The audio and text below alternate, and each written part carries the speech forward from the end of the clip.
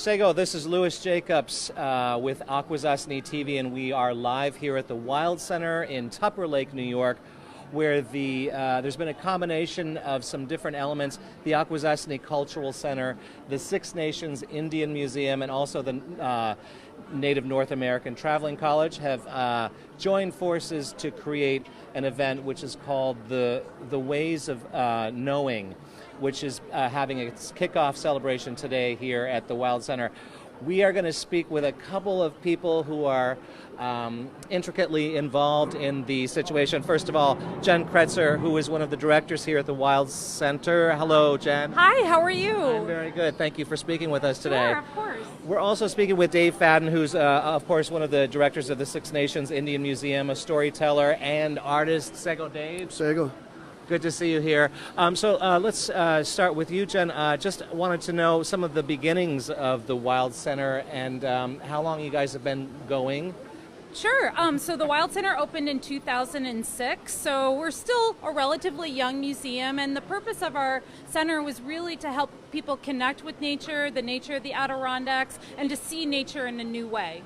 Okay, fantastic. And a little bit about this Ways of Knowing celebration. Can you expand on that and how that came about? Sure. So we've been in partnership with the Akwesasne Cultural Center, the Six Nations Indian Museum, the Native North American Traveling College, as well as the Center for Native People and the Environment, which is based down in Syracuse at SUNY ESF, for about 3 years now, thinking about how we could integrate Native perspectives into our science center. Most of our, when we were first opened, all of our signage and our interpretation was from a very Western perspective, and we really wanted to open it up and make sure that we were sharing the story and telling the story of all the people that have lived here in the Adirondacks and lived in this region for millennial. And we realized that the Native perspective really wasn't present, and I reached out to my elementary school classmate, Dave Fadden, and realized that he would be a great place to sort of start. I knew his art and knew that he was really good and had been going to the Six Nations Museum since I was a little girl, and thought that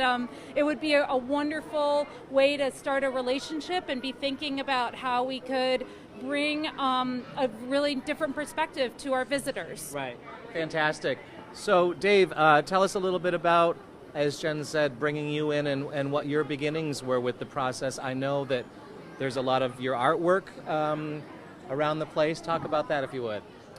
Well, like Jen said, it was the dialogue started about 3 years ago, and I met the director, Stephanie, and I've known Jen for a number of years, and the concept was to bring a Native voice to a Western natural history museum, and how to do that. And so, as an artist, I was brought on, and also as an educator, growing up at the Six Nations Museum in Acheota, I learned a lot through my grandfather, Ray Fadden, and my dad, John. And I live in Akwesasne and been in museums my whole life.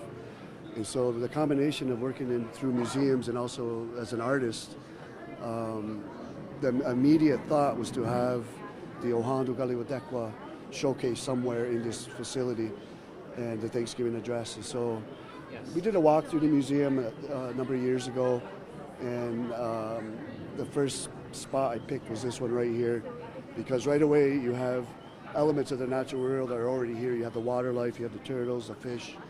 And so my job was to incorporate art to finish it off with, you have the plant life, the food plants, medicinal plants, up to the trees. Then you have the sun, the moon, and the birds. Everything is encompassed. And so that was the process, and I started to do sketch work, and the Wild Center staff was 100% behind me and supportive, and they wanted me to use just my words and my expression to communicate this philosophy about our views of the natural world. And that's why they termed it Ways of Knowing, because there are different ways of knowing the earth. There's not just one way of looking at how the earth works, and all cultures have a way of communicating, living with the environment, and this is our way, and one of them is the Ohandu Galiwadekwa. Right. And that's a primary philosophy that most Haudenosaunee people have, and pretty much all Native people have. But so this opportunity was great, so that the amount of people that come through these doors will reach a lot of folks with this message of the Thanksgiving address. Right. Thanks, Dave. Yeah, it's an incredible center that everyone should come and visit. I really appreciate you guys speaking with us, Dave Fadden and Jen Kretser. Much success with the whole season.